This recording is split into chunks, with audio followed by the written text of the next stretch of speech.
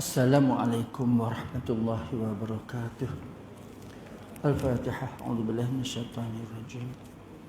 Bismillahirrahmanirrahim. Alhamdulillahirabbil alamin. Arrahmanir rahim. Maliki yaumiddin. Iyyaka na'budu wa iyyaka nasta'in. Ihdinas siratal mustaqim. Siratal ladzina an'amta 'alaihim ghairil maghdubi 'alaihim waladdallin. Amin. Alhamdulillah wa bihi nasta'in wassalatu wassalamu ala sayyidina Muhammad wa ala alihi wa ashabihi ajma'in. Subhanaka la ilma lana illa ma 'allamtana innaka antal alimul hakim. Rabbi shrah li sadri wa yassir li amri wahlul 'uqdatam min lisani yafqahu qawli. Alhamdulillah. Sekalian, syukur Allah Ta'ala pertemukan kita untuk meneruskan tajuk mengenai persiapan menghadapi kematian. Sebelum itu, tuan-tuan ibu sekalian, saya sebut saja Quran dalam surah An-Nisa ayat yang ke-19. Allah sebut, fa in karihtumuhunna fa'asa an takrahu syai'a wa ja'allahu fi khairan katsiran. Mungkin kamu tak suka sesuatu, tapi Allah bagi banyak kebaikan yang kamu tak suka.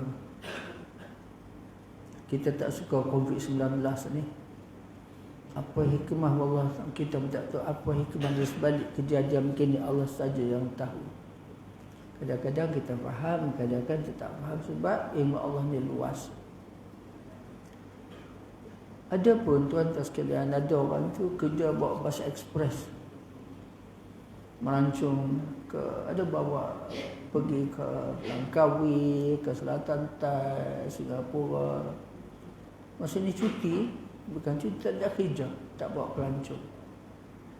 Di sebalik ayah tak ada kerja itu, anak ada anak 3 orang makan gaji itu, terpaksa lah bagi duit seorang 300, 400 pada ayah tak bekerja.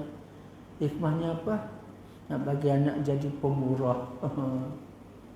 Tolong ayah yang tak ada kerja bawa pelancong. Ataupun masa dulu, masa lockdown dalam bulan Ramadan, bapa tak pernah sampai hidup jadi imam tarawih. Itu kena jadilah jadi imam tarawih. Kena ingat bacaan Al-Ha wal Asri wa kulli dalam tarakai ila gitu. Jadi dia tak ada ilmu, dapat ilmu. Dan bila tak boleh keluar rumah, duduk rumah, boleh khatam Quran dan sebagainya. Apapun, bila Allah kata dan kamu tak suka tu, ada benda yang ada kebaikan muncul, maka kadang-kadang kita tahu Allah saja mengetahui terima seadanya dan Tuhan tak sabar je ada atas ketentuan ini. Baik, dulu kita sambung tentang memikirkan soal alam barzakh. Alam barzakh ni alam selepas mati. Baik, tuan-tuan sekalian, bila sebut alam barzakh ni, satu di antara penyakit kita ni, kita tak rasa takut nak berdepan dengan akhirat.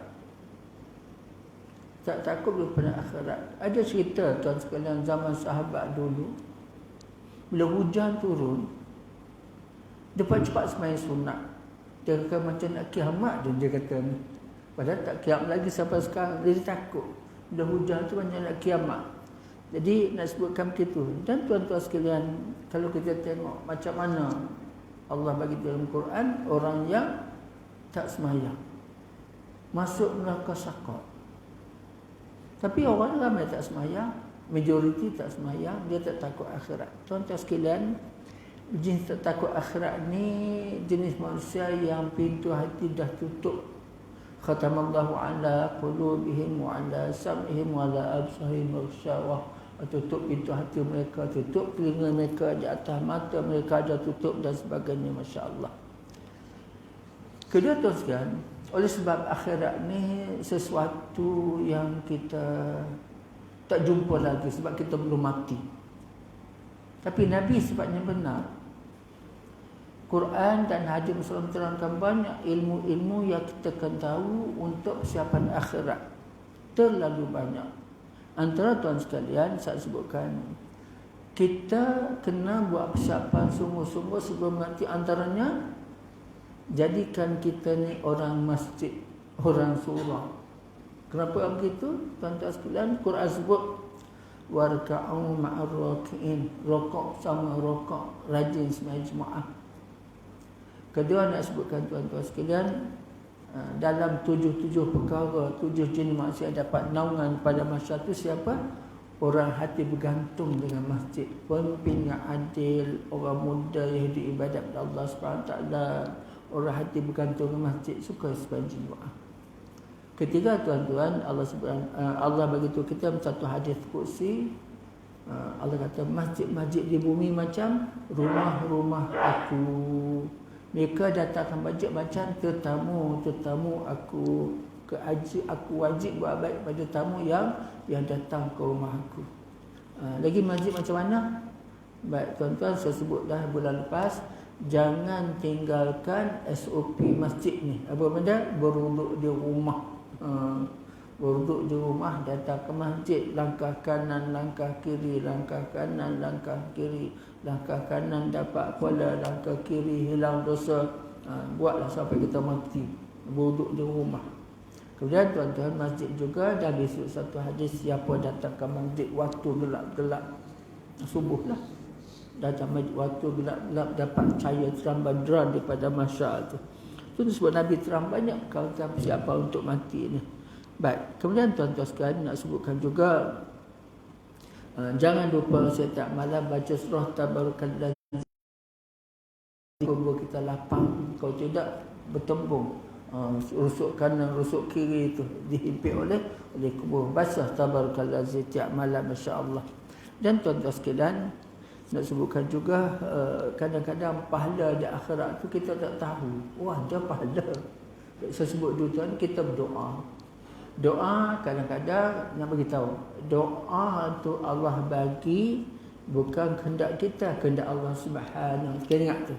Allah bagi bukan kehendak Allah Taala. Nak bagi tak mau sudah, bukan kehendak kita, cuma kita minta yang bagi Allah Taala, dan Allah ada perkiraan tersendiri.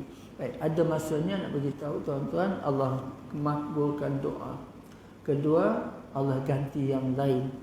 Nak sihat, nak kaya tapi tak kaya, tapi badan sihat, ganti yang lain. Ketiga, Allah tangguhkan.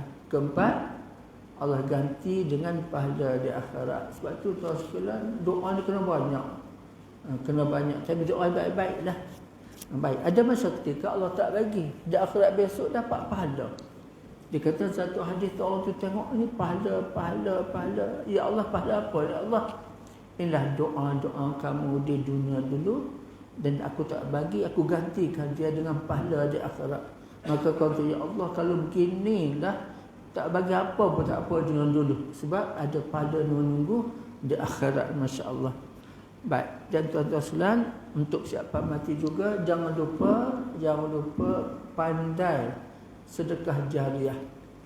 Tuan-tuan sekalian, kadang-kadang ayah kita meninggal dunia, ada meninggal dunia, dan kita anak 4 orang semua baik-baik. Baik macam mana? Ayah tinggal duit kata 23,000, kita tak ambil pun duit itu, pakai adik-beradik. Duit ayah ni kita sedekahkan mana-mana masjid baru yang nak dibuat, ada surau baru nak buat, rumah nak dibuat, kita sedekah atas nama ayah. Ayah dapat pahala terus dalam kubur sebab anak ni baik, pahala sedekahnya begitu, tuan-tuan sekalian. Dan sebab itulah nak pastikan supaya kita ini ada amalan-amalan yang kekal di akhirat besok. Tuan-tuan sekalian, satu perkali saya sebutkan ilmu persiapan untuk mati. Tuan-tuan disebut dalam buku Nasihat Agama Wasiat Iman, orang alim wajib belajar. Bukan, orang alim wajib mengajar, orang jahil wajib belajar. Ada ilmu, ajar. Tak ada ilmu, belajar. Tuan-tuan, hari Rabu lepas, saya jadi imam kat masjid saya, Batu Tiga, Jalan Kapal. Ada orang tu, bila lepas qamat saya tengok kiri kanan, ada orang tu duduk. Saya kata, wak diri dulu, wak rukun sembahyang diri betul. Dia tak diri, dia tu duduk begitu sampai habis sembahyang. Kalau lepas sembahyang saya pergi jumpa dia, duduk mana ni? Duduk sebentar, lapis senang. Tengok-tengok, masya-Allah, pakai serban tapi dahinya tutup. Dahinya tutup masuk. Jadi berlapik dah tak sah sujud tu. Rukuk sujud macam mana? Dahi, 2 tapak tangan, 2 lutut dan 2 perut jari kaki kiri kanan tu. Tuan-tuan sekalian, Allah boleh terima kau orang macam ni. Umur 60 tahun sembahyang tak reti. Sedangkan orang tak reti dia kena belajar. Jadi ilmu kena belajar. Secerita tuan-tuan sekalian macam seorang sahabat Nabi nama Huzaifah. Huzaifah tuan-tuan sekalian dia tengok seorang sahabat tu sembahyang. Mungkin laju ke? Nabi kata orang sembahyang laju ni macam pencuri dalam sembahyang. Huzaifah kata sembahyang lagi sekali. Macam tu juga. Kata Huzaifah sembahyang lagi sekali. Sampai 3 kali sembahyang. Pun tak sempurna. Dia Huzaifah tanya, berapa lama kamu sembahyang macam ni? Kata orang tu dah 40 tahun. 40 tahun sembahyang tak betul. Aku bimbang besok daripada masa Nabi tak akan jumpa kamu sebab benci pada umatnya yang tak betul sembahyang. Macam mana tuan? Dah 40 tahun sembahyang tidak betul? Ada benda tak betul lah tu, dia tak mengaji, tak belajar, tak ada ilmu. Masya Allah. Dan tuan sekalian, soalan balik supaya persoalan akhirat ni banyak-banyakkan doa dalam bahasa Melayu supaya kita faham. Kadang-kadang kita tak faham. Baca dosa bahasa Melayu, ya Tuhanku, jadikan aku hamba-Mu yang soleh, ya Allah, biarlah aku di akhir hayat dapat mengucap kalimah la ilaha illallah. Lapangkan kuburku, ya Allah, bagi syafaat Rasulullah di akhirat besok, ya Allah. Aku minta supaya aku dapat menang daripada masyarakat, daripada huru-hara pada masyarakat. Minta begitu supaya rasa di hati kita minta sesuatu akhirat dalam bahasa yang kita faham, masya-Allah. Dan disebutkan juga tuan-tuan sekalian, setiap masa, setiap ketika kita kena merasakan kita ni dosa Allah Subhanahu Wa Taala. Nabi Adam pun berdosa. Baik, antara doa yang digalakkan kita baca tentang apa mengaku dosa ni, doa Nabi Adam lah. Rabbana zalamna anfusana wa illam taghfir lana wa tarhamna lanakunanna minal khasirin. Ya Allah, kami telah zalim diri kami, ya Allah. Kalau kamu tak ampunkan dosa kami, tak sayang pada kami masuk golongan orang rugi. Ataupun baca doa Nabi Yunus, la ilaha illa anta subhanaka inni kuntu minaz zalimin. La ilaha illa anta subhanaka inni kuntu minaz zalimin. Lagi tuan-tuan sekalian, lagi nak sebutkan supaya kita faham ilmu kena ada. Janganlah pula kata amal pun banyak tapi pahala tu tiris. Masya Allah. Kenapa pahala tiris? Mengumpat kat orang lain. Dosa dia datang kat kita, pahala kita beri kat dia. Itu dia. Atau saya sebut Nabi sebut satu hadis, dengki memakan amalan macam api memakan kayu. Sebab tu tuan, ilmu tentang benda ni kena faham lah. Jangan rasa syok sendiri, amalan banyak tapi dosa pun banyak juga. Jadi amalan kita jadi tiris, masya Allah. Baik, tuan-tuan sekalian, satu di antara perkara yang menyusahkan pada akhirat besok ialah dosa sesama manusia. Kita menyembah din. Habis ada cerita tuan sekalian. Satu ni pasal hutang. Ada satu hari Nabi nak sembahyang salat jenazah. Nabi tanya, si mati ada hutang ke? Ada Rasulullah. Siapa nak bayar hutang dia? Siapa bayar hutang dia? Kalau tidak, aku tak mau sembahyang jenazah dia. Ada seorang tu sanggup nak bayar hutang. Baru Nabi sembahyang jenazah. Yang kedua, Nabi mula kuliah macam ni lah. Mungkin Nabi dapat wahyu. Nabi kata apa? Siapa di antara kamu yang telah putuskan silaturahim dengan saudaranya, pergi minta maaf sekarang. Aku tak akan mulakan kuliah ni sehingga kamu pergi minta maaf. Ada seorang bangun, pergilah minta maaf, kan datang balik. Maksudnya tuan-tuan sekalian, berdosa kita putuskan silaturahim ni. Quran sebut surah Hujurat tuan-tuan, innamal mu'minuna ikhwatun fasbiru ba'da khawaikum. Orang mukmin itu bersaudara, perdamaikan di antara kamu. Kalau kita tahu orang bergaduh tu dah lama tak tegur siapa, kita kena cari jalan perdamaikan mereka tu. Bukan biarlah dia bukan kudak, kena cari perdamaikan begitu. Jadi nak sebut kata sebagai mukadimahnya, persiapan akhirat ni banyaklah. Ilmu kena ada, faham, cerita pada anak kita benda-benda begini. Dan tuan-tuan, saya nak cerita ni, mungkin saya tak ingat dia cerita kat mana dulu. Baik, kita ni ibu, kita ayah, kita ada anak. Baik, tuan-tuan, saya sebut selalu ayat Quran dalam surah Luqman. Wa wassayna al-insana biwalidayhi hamalatu ummuhu wahnan ala wahnin wa fisaluhu fi amain. Kami pesan pada manusia supaya buat pada ibu dan ayah. Maknya mengandung, susah di atas susah. Dan wa fisaluhu fi amain, menyusu selama 2 tahun. Tuan-tuan, ayat ni menggambar kepada kita supaya anak ni faham kenapa bila mak. Kenapa bila mak tu mengandung kita, membesar kita macam-macam. Baik, supaya anak tu ada kasih sayang pada mak dan ayah. Kerana mak kena sayang 3 kali ganda. Baik, kenapa bila sampai satu ketika ni anak tu jadi jenis tak semayang, perangai lentang, bukan, dia tidak soleh. Sedangkan Allah pesan baik pada mak dan ayah. Mak susah mengandung kita dan sebagainya, so kita sayang mak dan sebagainya begitu. Tapi bila kita dah besar panjang, kita tak sayang pada mak. Kenapa? Tak semayang. Sedangkan Nabi sebut anak soleh mendoakan. Bila anak tak semayang, dia tak solat, tak berdoakan untuk ibu dan ayah. Sedangkan di awal-awal tadi, mak kena buat baik, tapi sampai satu ketika tak jadi baik, tak semayang. Mana anak jadi begitulah. Biar anak kita ni faham, tuan-tuan, biarlah mereka tu buat baik kepada kita. Sampai kita mati pun dia masih berdoa dalam dunia ni. Mati anak Adam putus amalan kecuali 3 perkara: sedekah jariah, ilmu nafi'ah, dan anak soleh mendoakan. Baik, tuan-tuan sekalian, dulu disebutkan tentang persoalan akhirat kan. Dia katakan kesengsaraan yang pasti dihadapi untuk menggulangi kegelapan kubur, nak mengalami ataupun merasakan kegelapan kubur serta ulat-ulatnya, juga untuk menghadapi malaikat munkar dan nakir. Perihal pertanyaan yang diajukan kepadanya nanti selanjutnya mengenai seksa kubur dan segala macam bencananya sekiranya ia termasuk orang yang Allah murka. Tuan-tuan sekalian, sebab itu surah awal tadi minta Allah Ta'ala dengan bahasa kita faham supaya kita selamat bila azab kubur dan sebagainya. Masya Allah. Baik, sebab itu Nabi sebut satu hadis. Nabi kata apa? Maksudnya, kalau engkau nampak apa yang aku nampak, nescaya kau banyak nangis pada ketawa. Nabi kata begitu.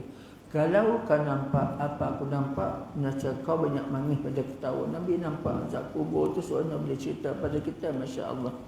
Baik, tuan-tuan sekalian, antaranya sebutkan tahap-tahap kematian untuk kita faham. Pertama nak beritahu sekalian, azab kubur ini untuk orang tertentu.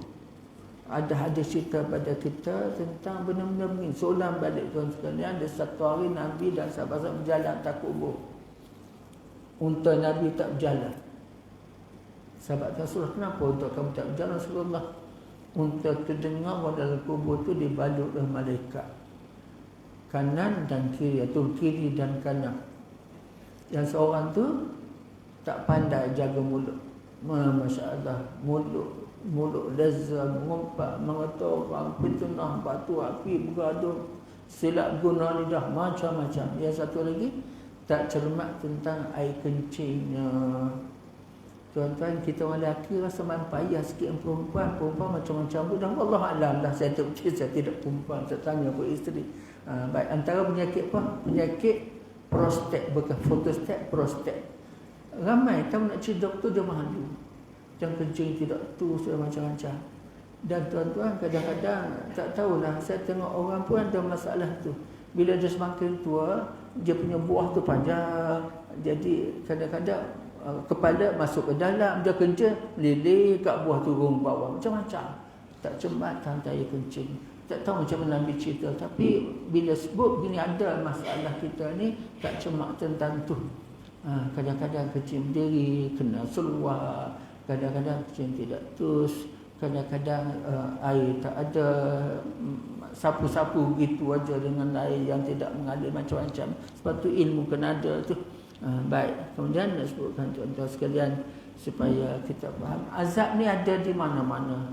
Start pada hidup sampai seketul maut, sampai nak mati, masuk kubur di pada mahsyar, kemudian dihisab, kemudian sampai bila dihisab semua berjalan di atas sirat, nasib tak baik terjun ke di bawah, ke baik terus sampai ke syurga. Sebab tu tuan-tuan disebutkan akhirnya khalidina fiha, kekal sampai bila-bila. Nasiblah tuan-tuan sekalian. Cumanya kita umat Muhammad dikira amalan dulu berbanding dengan umat-umat terdahulu sebelum kita. Dikira semua amalan umat Muhammad selesai, kalau masuk syurga, masuk neraka, baru umat lain dikira.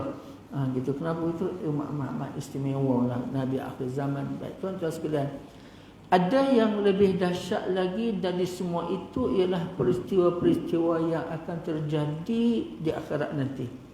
Apabila hari kiamat telah tiba, ini semua pasti akan dialami seperti penipuan sangkakala. Sangkakala bahasa apa? Sanskrit ke apa? Sangkakala. Ada sangka pula tu. Kala tahu dah. Wallahu a'lam. Trompet. Israfil tiup sangkakala. Dia tuan-tuan, tiup pasal kala pertama semua orang mati. Yang hidup pun mati, yang mati pun mati. Yang dah kubur tu mati. Maka disebut surah Al-Zalah kan, bukit buka, bintang semua belaka, hancur lebuh. Tapi yang peliknya di akhirat besok, matahari sejengkal kuat. Mana pula datang matahari itu? Wallahu a'lam. Mungkin matahari lain yang dihidupkan semula, direpes, wallahu a'lam dah daripada masyarakat. Panas tak terkira. Tapi masa sebelum kiamat, lepas kiamat, masa kiamat mula tu macam itulah. Baik, mati semua manusia. Bila 40 tahun lepas tu, tiupan kali kedua, semua bangkit. Yang mati lama pun bangkit, yang baru mati pun bangkit. Maka berada di pada masyar, Masya Allah. Pembangkitan kembali dari kubur, yakni pada hari dikumpulkan daripada masyar, berhadapan dengan Tuhan sekalian alam yang maha perkasa untuk memberikan pertanyaan tanggungjawab yang sedikit atau yang banyak. Masya Allah. Ada pula timbang, neraca, dia panggil nizam. Baik tuan-tuan sekalian, kenapa begitu? Dia nak gambarkan Allah tu adil. Dia bagi kita tengok amalan kita.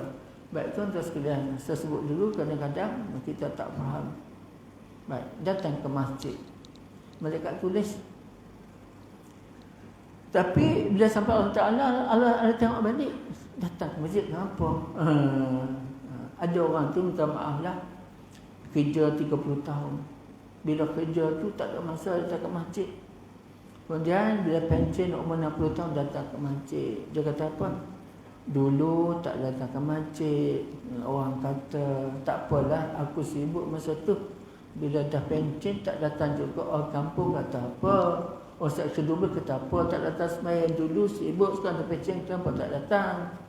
Maka datang tu kerana dulu tak datang, sekarang datang. Allah kira tu hati kita tu nawaitunya malu kat orang ke, atau pergi untuk dapat pahala dan akhirat dengan amalan semua ditulis tu. Masya Allah. Jadi nak sebutkan begitu pula dengan diletakkannya neraca untuk menilai kadar setiap amalan yang dilakukan oleh seluruh hamba Allah itu. Sehabis itu lalu menyeberangi jambatan pergi ke seberang sana. Baik tuan-tuan, apa sirat itu apa? Sirat itu jambatan lah. Bukan siratul mustaqim. Siratul mustaqim jalan lurus, tapi belum semua lurus. Ada yang tak lurus. Cuma dari semain tersebut minta siratul mustaqim jalan lurus itu betul lah.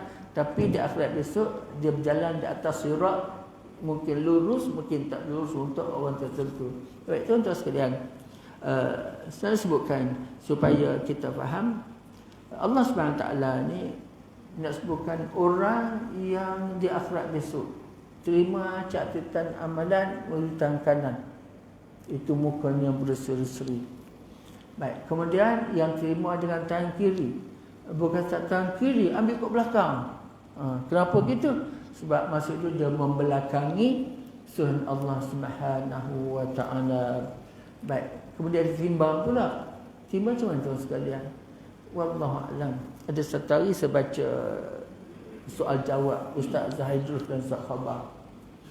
Baik, orang tanya soalan, Ustaz, ada orang tu rajin pergi ke masjid tapi mulutnya jahat.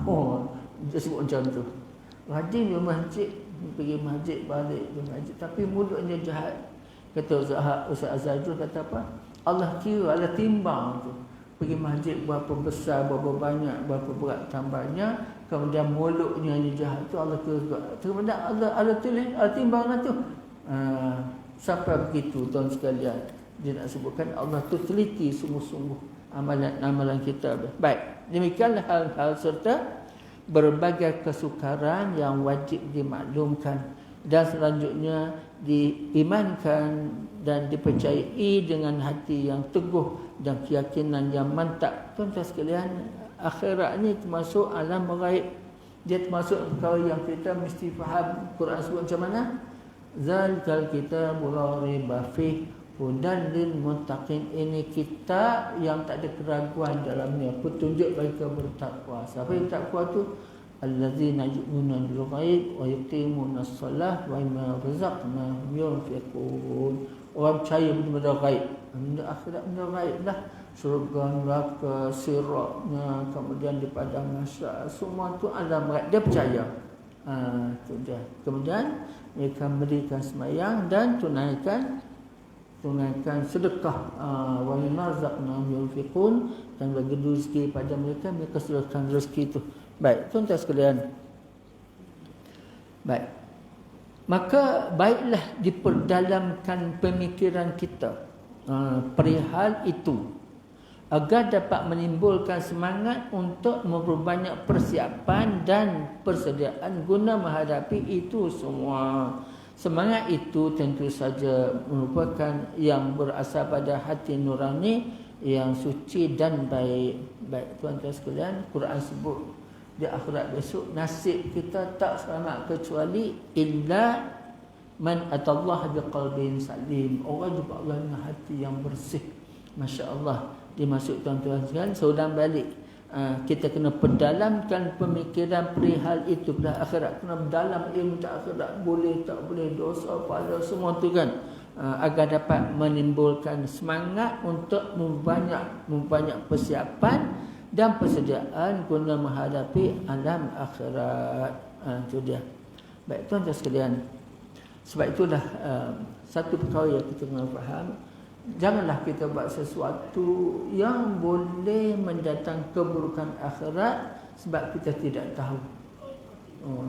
Contoh, ada orang tidak tahu, kaya sedekah banyak, Masya Allah, tolong sana tolong sini, tapi dia tak semayang. Tuan-tuan, orang tak semayang sedekah ni dia tidak dapat pahala sebab semayang tu tiang agama. Siapa semayang mendirikan agama, siapa tak semayang butuhkan agama. Dah semayang tak buat, dia terbutuhkan agama. Sedekah macam mana pun dia tak dapat sebab tak ada tempat nak taruh tu. Sebab semayang tu dah ada untung, maka amalan dia sedekah semua tu tak boleh masuk sebab macam rumah tak ada tiang, tak ada rumah kan. Rumah tak ada tiang, ada rumah macam tu. Maka masuk TV, meja, kursi meja tak dapat dah. Itu orang tak semayang, tak membutuhkan agama, maka amalan dia, puasa dia, apa benda pun Allah tak terima sebab dia tak semayang. Baik.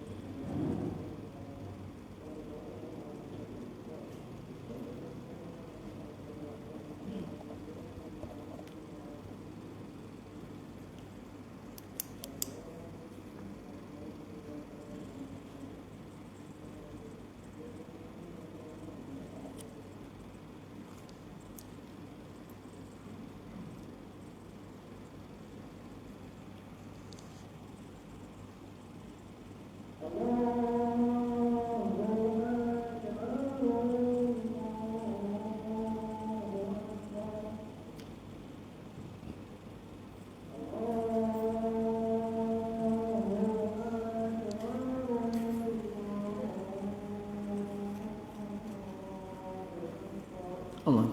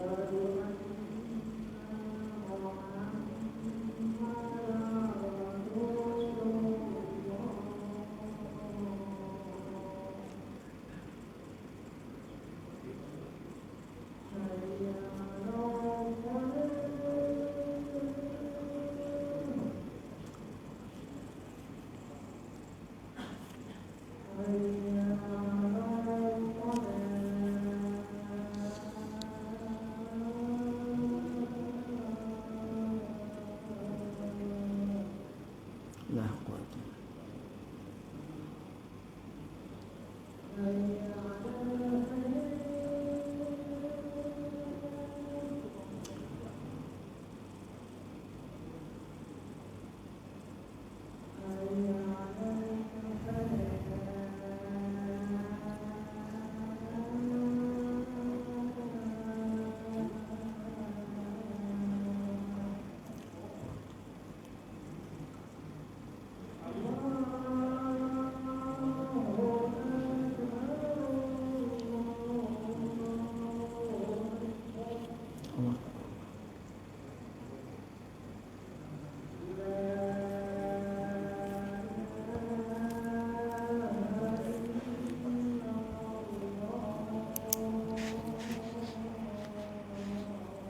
Allahumma salli Allahumma wassalatu. Cukuplah, insya-Allah kita sambung ke depan. Subhanallah bihamdihi subhanakallah wa bihamdika asyhadu an la ilaha illa anta astaghfiruka wa atubu ilaik.